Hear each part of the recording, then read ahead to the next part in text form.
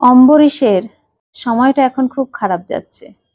বাড়ির ইএমআই, গাড়ির ইএমআই দিতে দিতে সে ক্লান্ত হয়ে পড়েছে।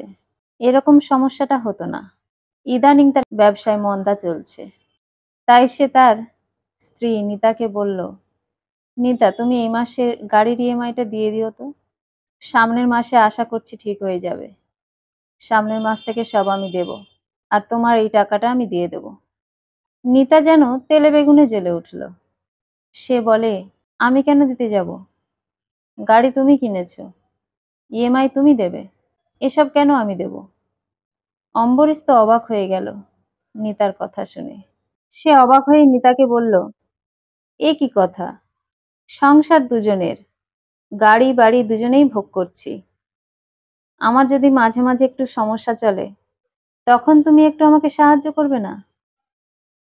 নিতা বলল, কিসের সাহায্য?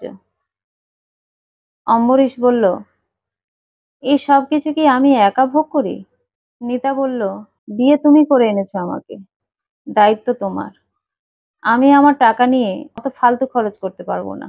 নিতাও একটা ভালো চাকরি করে। নিতার মাইনে মাস গেলে প্রায় লাখখানেক।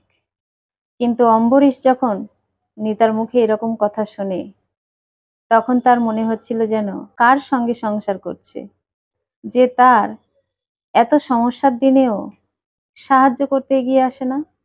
অম্বরীশ বলল, তাহলে বিয়েটা শুধু আমি একাই করেছি বলো? নিতা বলল, অবশ্যই। তুমি আমাকে নিয়ে এসেছো, দায়িত্ব তোমার। আমি যদি তোমাকে সাহায্য করতে যাব এইসব ব্যাপারে, তাহলে তোমাকে আমার কিসের প্রয়োজন? আমার তো নিজের খরচ নিজের চালানোর মতো ক্ষমতা আছে। তাহলে তুমি কি করতে আছো আমার জীবনে? অম্বরীশ বলল, তাই নাকি? তাহলে আমিও তো আমার খরচ চালাতে পারি। গাড়ি যখন আমি কিনেছি আমার টাকায়, বাড়ি যখন আমি কিনেছি আমার টাকায়, তখন আমার সামর্থ্য আছে নিশ্চয়ই এসব চালানোর। হ্যাঁ, একটা মাস অসুবিধা হয়েছে, তার জন্য তোমার কাছে হাত পেতেছি। তাহলে যখন আমার নিজের ক্ষমতা আছে নিজেকে চালানোর, তাহলে তোমার কি প্রয়োজন আমার জীবনে? এটাও তো আমি তোমাকে বলতে পারি। এই সমস্ত খরচ কি ভাবো শুধুমাত্র পুরুষদের জন্য বরাদ্দ? পুরুষরাই এসব করবে, আর মহিলারা রোজগার করবে অথচ সেই টাকা সংসারে খরচ করবে না? তোমার যদি মনে হয় তুমি তোমার খরচ নিজেই চালাতে পারো, তোমার জীবনে আমার কোনো প্রয়োজন নেই, তাহলে তুমি ডিভোর্স নিয়ে নিতে পারো। আমারও দিব্যি চলে যাবে। আমি কি কারণে তোমার জন্য এত খরচ করতে যাব সংসারে? সংসারের সমস্ত কাজ কাজের লোক করে, সে টাকাও আমি দিই। বাড়ি কিনেছি কোটি টাকা দিয়ে, সেটাও আমি দিই। গাড়ি কিনেছি 25 লাখ দিয়ে, সেটাও আমি দিই। তাহলে তোমার টাকাগুলো কিসের জন্য? কার জন্য তুলে রেখেছো? নিজের রূপচর্চাতে শুধু খরচ করবে বলে?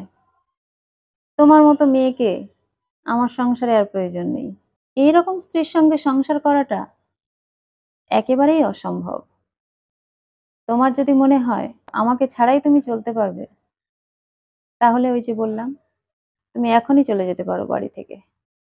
সংসার চালানো যদি শুধুমাত্র পুরুষদের কর্তব্য হয়, তাহলে ভুল ভাবছো। আজকের যুগে নারী পুরুষ সমান সমান করে চিৎকার করো, অথচ সংসার সামলানোর দিকে শুধুমাত্র পুরুষদের ঘাড়ে দায়িত্ব দিয়ে দাও। অবশ্য তোমার মতো মেয়ে সবাই নয়। এইসব কথাগুলো শোনার পর নিতা নিজের ভুল বুঝতে পারল। অম্বরীশও এই কথাগুলো বলার পর সেখানে আর এক মুহূর্ত অপেক্ষা না করে ঘরের বাইরে চলে গেল।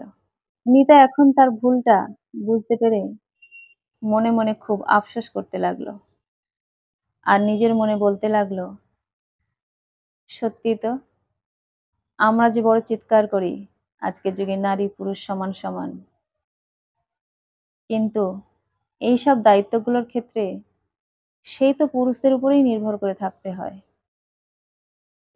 কিন্তু যেসব মেয়েরা ঘর সামলায়, রোজগার করে না, তাদের ক্ষেত্রে না হয় ব্যাপারটা আলাদা। তাদেরকে তাদের স্বামীর উপর নির্ভর করে থাকতেই হবে। কিন্তু আজকের যুগে যে আমরা বড্ড গলা ফাটাই, নারীরা সব পারে, তাহলে সব যখন পারে, এইটা কেন পারে না? নিজের ভার নিজে বহন করতে পারবো বলেই তো চাকরি করা। ছোটবেলা থেকে এত পড়াশোনা করে চেষ্টা করা চাকরির। আর সেই চাকরি পাওয়ার পর সেই টাকাগুলো নিয়ে যদি শুধুমাত্র নিজের কাজে লাগাই, নিজের ত্বকচর্চা, রূপচর্চা এইসবের পিছনে যদি মাস গেলে হাজার হাজার টাকা খরচ করি, তাহলে সংসারে স্বামীর যদি সমস্যা হয়, সেই সমস্যায় আমি কেন সাহায্য করব না? আমার মানসিকতা এত নিচে কি করে নামলো? অনেক মেয়েরা তো আমি নিজেই দেখেছি, দুজনে মিলেই সংসার চালাবে বলে কত চেষ্টা করে। যারা চাকরি-বাকরি করে তাদের অনেকেই স্বামীর সঙ্গে কাঁধে কাঁধ মিলিয়ে সংসার চালায়, সংসারে খরচ জোগায়। সে জায়গায় আমি এত বড় একটা কথা কি করে বলতে পারলাম আমার স্বামীকে? মাস গেলে প্রচুর টাকা তো রোজগার করি। না হয় একটা মাসের ইএমআই দিতাম। তার জন্য এত বড় কথা বোধহয় আমার বলাটা খুব অন্যায় হয়েছে। স্বামীর কাছে তো আমি ক্ষমা চাইবো। কিন্তু একটা কথা, যেটা হলো আমার মতো মেন্টালিটি যেসব মেয়েদের আছে, তাদের আর নারী পুরুষ সমান সমান এই কথাটা বলে গলা ফাটানো উচিত নয়। নিতা তো না হয় অম্বরীশের কাছে ক্ষমা চেয়ে নেবে। নিতার মতো মেন্টালিটির মেয়েরা যারা আছে, তাদের তো ছেলে মেয়ে সমান সমান, আজকের যুগে ছেলে মেয়ের মধ্যে কোনো ভেদাভেদ নেই, এই কথাগুলো বলে গলা ফাটানোটা আর উচিত হবে না। যেসব মেয়েরা নিজেরা রোজগার করে, তাদের মধ্যে অনেকেই আছে যারা নিজেকে বিশাল কিছু মনে করে, স্বামীর থেকে নিজেকে অনেক উঁচুতে ভাবে, যারা নিতার মতো মানসিকতার মেয়ে। তাদের ক্ষেত্রে এই কথাটা একেবারেই প্রযোজ্য নয় যে আজকের যুগে ছেলে এবং মেয়ে সবাই সমান দায়িত্ব পালন করতে পারে পরিবারের জন্য।